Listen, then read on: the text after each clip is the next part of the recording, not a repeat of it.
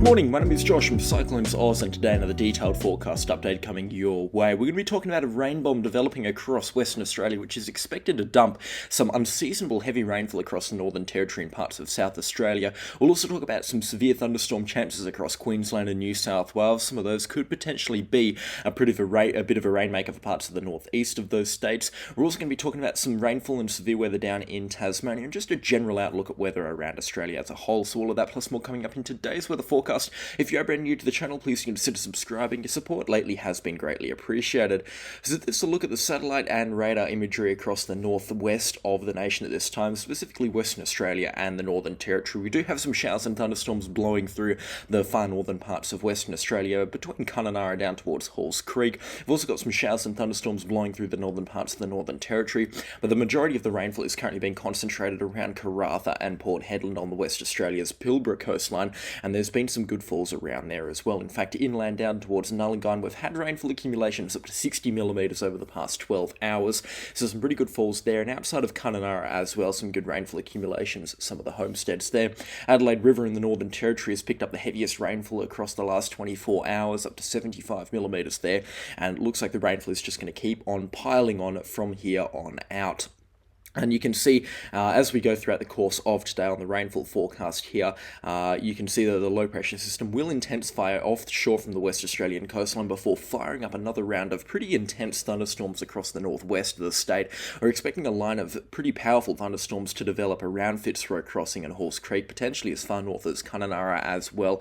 And these thunderstorms could potentially be severe with heavy rainfall and isolated pockets of damaging winds.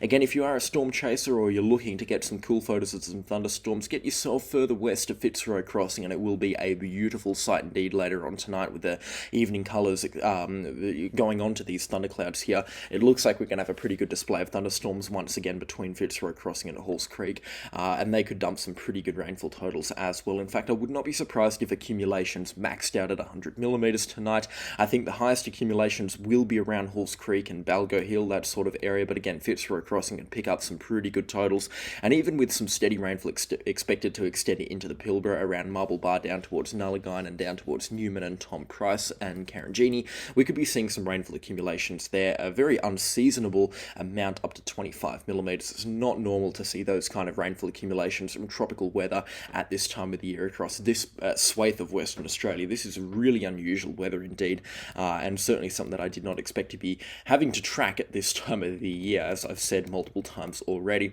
So throughout the course of tonight into early tomorrow morning, the low pressure system, or at least the trough line that's going to be powering these thunderstorms, will temporarily ease off and condense itself towards the WA-NT border. We will be seeing some heavy showers and thunderstorms develop there into early Monday morning. We'll also be seeing some showers and thunderstorms. They will be a little bit more widespread and a little bit more hit and miss and scattered throughout Monday morning into early Monday afternoon around the northwest of Western Australia, around Fitzroy Crossing and Halls Creek, that sort of general area once again. We'll also see a few showers and thunderstorms develop from a low pressure system in the northern goldfields around Wiluna and Lanista, potentially as far over as Meekatharra and the Great Northern Highway rather. And I do reckon if you keep yourself towards the west of Great Northern Highway, you will be out of the impact of thunderstorms. In fact, for the majority of this sort of thunderstorm outbreak that we're seeing across Western Australia, the showers and thunderstorms continue through Monday night into early Tuesday morning. When they do condense further into the Northern Territory, you can see showers and thunderstorms becoming a little bit more of a problem for the Northern Territory on Tuesday morning, especially into Tuesday afternoon again when they do fire up once again with the evening convective patterns up there. They will be a little bit weaker. I'm expecting non-severe thunderstorms predominantly on Tuesday across the Northern Territory. I don't reckon they will be as severe, but we'll also be seeing some showers and thunderstorms developing in South Australia as well. We could be seeing some decent rainfall accumulations from them. Showers persisting into Wednesday, firing up once again Wednesday evening before finally easing off early Thursday morning as the low pressure system drawing in all this moisture moves into the southwest of Queensland and starts impacting there. And that's the story for a little bit later on in this video. I'll get to that forecast very shortly.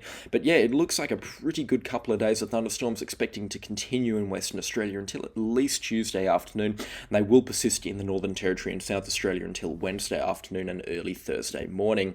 Let's break down how much rainfall we are expecting, because you saw some pretty intense rainfall rates there, and I bet you are begging to know how much rainfall is expected over the next couple of days. So until Thursday evening, over the next 4 4.5 days. We are expecting peak rainfall accumulations a little bit less than what they were yesterday, but still up to 150 millimetres outside of Balgo and Kuakara.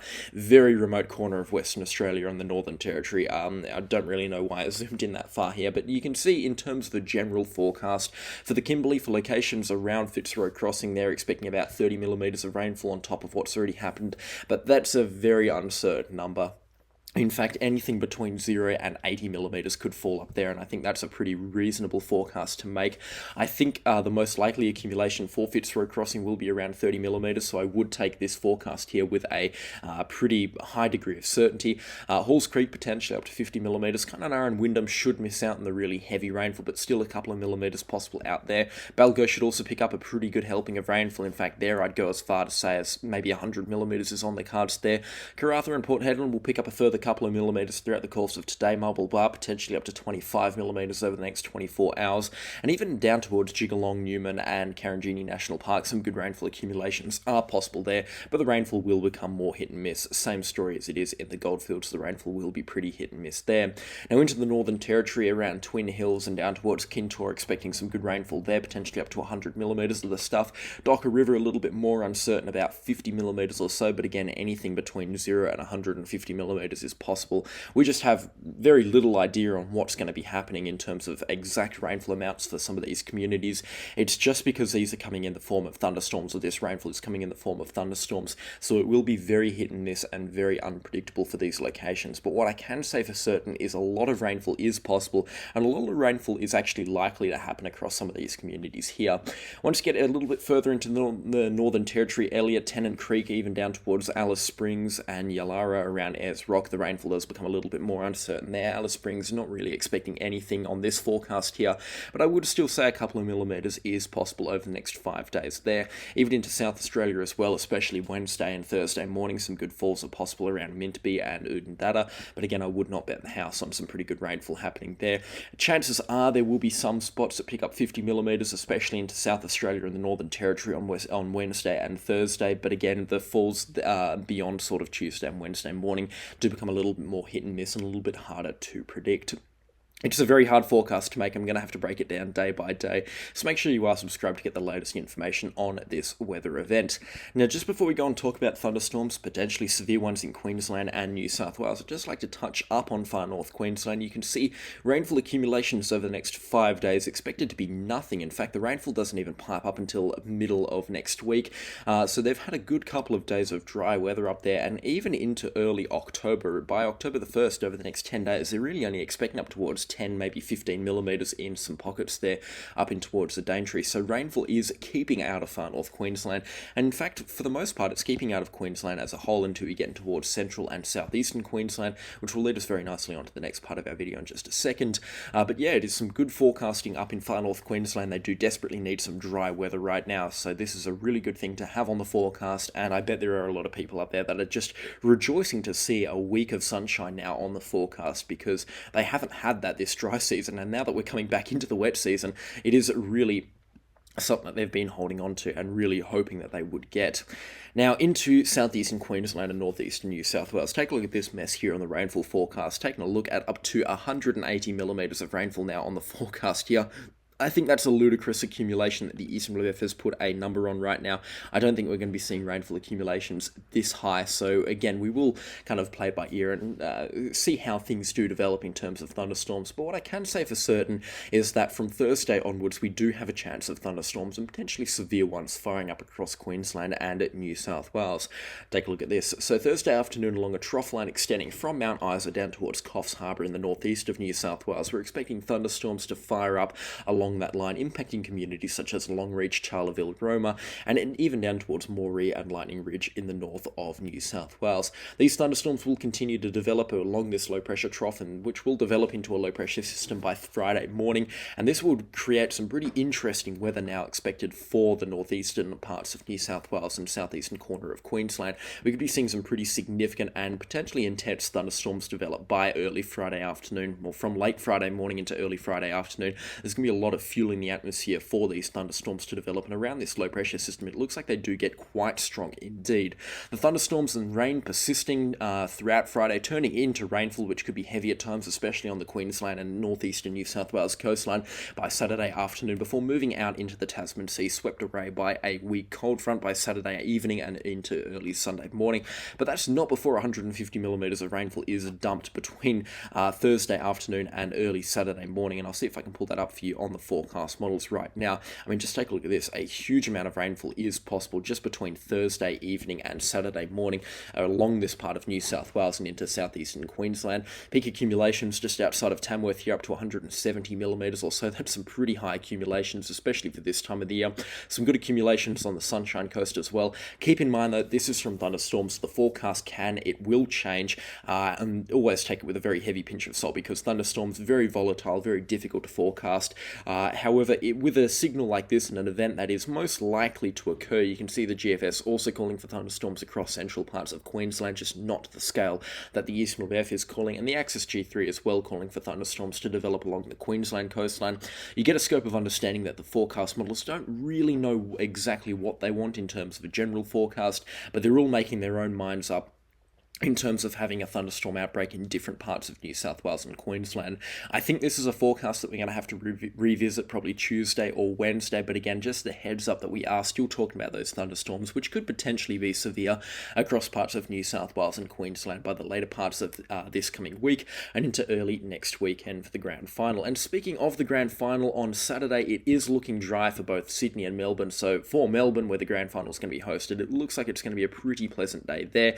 Saturday evening, a bit of a cold front does sweep through, and that will turn into showers by early Sunday morning. And for Sydney, it looks like it's going to be a pretty warm day as well. Brisbane can't really say the same. Unfortunately, some showers occurring up there, but the entirety of the East Coast looking pretty good for grand final weekend, provided this big rainfall mess doesn't really establish itself. But if you were to take a look at other, arguably more reliable forecast models at times, it is looking like a pretty good grand final weekend with some warm temperatures and dry weather pretty much all around, apart from what the Eastern WF is calling for. But again, we will revisit this at another time in another video. This is a very hard forecast to make. I'm just including this to really give the heads up that we are expecting some thunderstorms across Queensland and New South Wales. And just before we finish off this video, we're going to talk about Tasmania. They have had a few bouts of severe weather throughout the course of this week. It's really cold there this morning, and we will touch on that cold weather in just a second.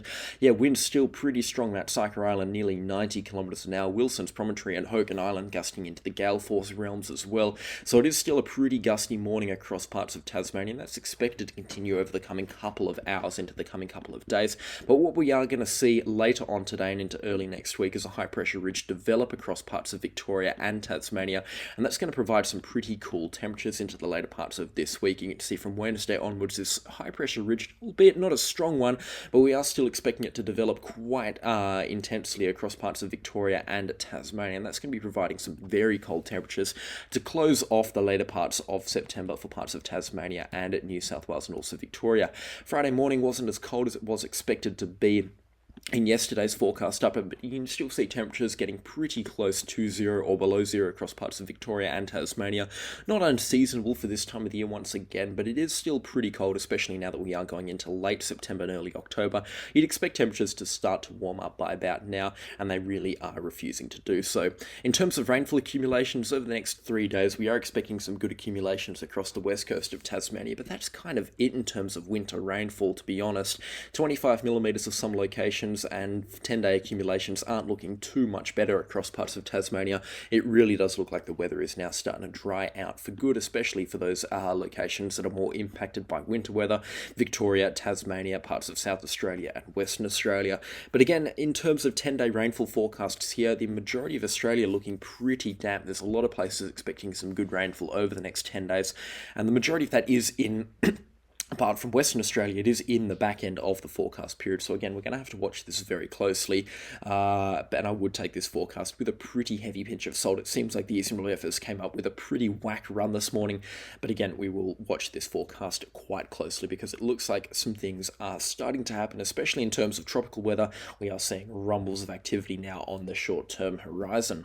That is all for me today. Thank you so much for watching the video. I do apologise if some of the information around New South Wales and Queensland is a little bit inaccurate as we go over the coming couple of days. Things will change there. That was a very difficult forecast to make. In fact, probably the most difficult forecast I've had to make all year for some of those thunderstorms there.